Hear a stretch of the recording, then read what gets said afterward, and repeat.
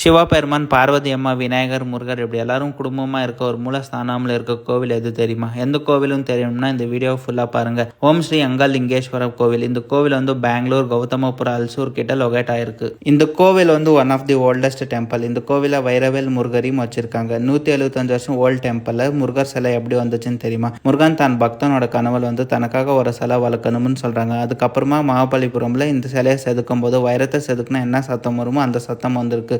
அதுக்கப்புறமா தான் இந்த கோவில முருகர் வைரவேல் முருகரை காட்சி தராரு. கிருஷ்ணானந்தான்றவர் தான் இந்த கோவிலை கட்டினாரு.